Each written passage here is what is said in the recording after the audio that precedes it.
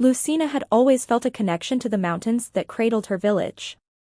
As a child, she would sit for hours by the river that flowed from their peaks, imagining the secrets they held.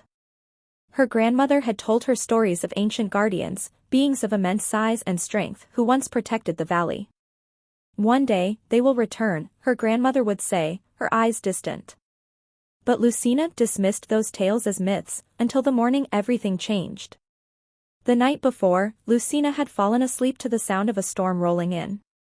Thunder shook the walls of her small house, and lightning illuminated her room in brief, blinding flashes. She dreamed of golden light enveloping her, of the earth trembling beneath her feet. In her dream, the mountain itself seemed to speak her name. When she woke, it was to chaos. Her bed was gone, reduced to splinters beneath her. Her hands, massive and unfamiliar, stretched out in front of her. Her head nearly touched the ceiling of her home, and when she sat up, the wooden beams groaned in protest before snapping like twigs. What's happening?" she whispered, her voice deep and resonant, causing the walls to shake. She stumbled to her feet, her movements clumsy in her now too small home. Each step crushed furniture, and her breath caught as she realized her body had outgrown the life she once knew. Outside, voices rose in panic. "Something's happened to Lucina." She ducked low to squeeze through the doorframe, the entire structure shuddering as she emerged into the open air. The village looked impossibly small, like a collection of children's toys. People gasped and screamed, scattering as her shadow fell over them. "Lucina," called a voice. She turned to see Alara, her closest friend, staring up at her with wide eyes. Alara was the only one who didn't run. "It's me," Lucina said, but her voice was too loud, too booming. Alara flinched.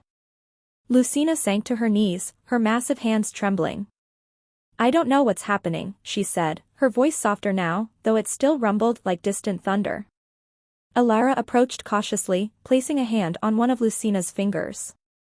"We'll figure this out," she said, though her voice quivered. The days that followed were some of the hardest Lucina had ever endured. She could no longer live in her home, which had been reduced to rubble. The villagers built a crude shelter for her on the outskirts of town, though few dared to approach her.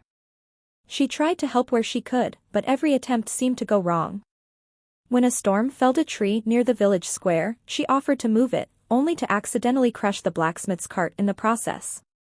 When she knelt to help a child retrieve a ball, the child screamed and ran, terrified by her towering presence. "They're scared of me," Lucina told Alara one evening, as she sat alone near the edge of the forest. Her voice was tinged with sadness. "They just don't understand," Alara said, sitting on a rock beside her. "You're still Lucina. They'll see that eventually." Lucina wasn't so sure. One night, as Lucina lay staring up at the stars, she felt something, a hum deep within the earth. It was faint but unmistakable, like a heartbeat resonating through her body. The sensation grew stronger as she stood and began walking toward the mountains. She didn't know why, but she felt compelled to follow it. The village grew smaller behind her as she climbed higher, her massive hands and feet finding purchase on the rocky slopes. At the summit, she discovered a glowing cavern hidden within the mountain. The walls shimmered with golden light, and as she stepped inside, the hum became a voice. "Lucina," it said, resonating in her mind. "You have been chosen. The guardian of this land." "Guardian?" she asked aloud, her voice echoing. "Why me?" The voice explained that the mountains had once been protected by beings like her, but they had vanished centuries ago. Now, with danger looming, the land had awakened her to take up their mantle. Lucina didn't understand what danger the voice spoke of, but she felt the truth of its words deep in her soul. Lucina's transformation didn't go unnoticed beyond the village. News of a giantess reached King Darrick, ruler of a neighboring kingdom. Seeing an opportunity to expand his territory, he declared Lucina a threat and sent an army to capture her. The soldiers arrived at dawn, their armor gleaming in the sunlight. The villagers, still wary of Lucina, were caught in the crossfire as the army began its assault. Lucina had no choice but to act. She stepped into the fray, her massive form shielding the villagers as arrows and spears rained down on her. She used her strength to create barriers from fallen trees and boulders, her every movement calculated to protect the people she loved. Despite their fear, the villagers began to help. They brought her supplies, shouted warnings, and even stood alongside her to defend their home.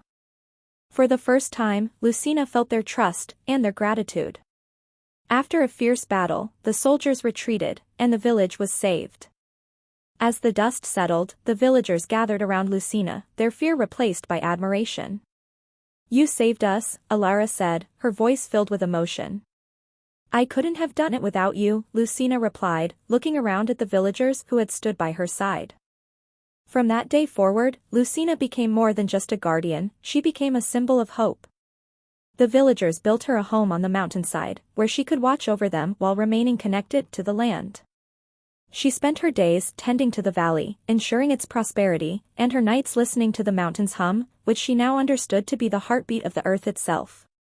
Lucina's legend grew far and wide, but to those in the village, she was simply Lucina, their friend, their protector, and their beacon of light in times of darkness.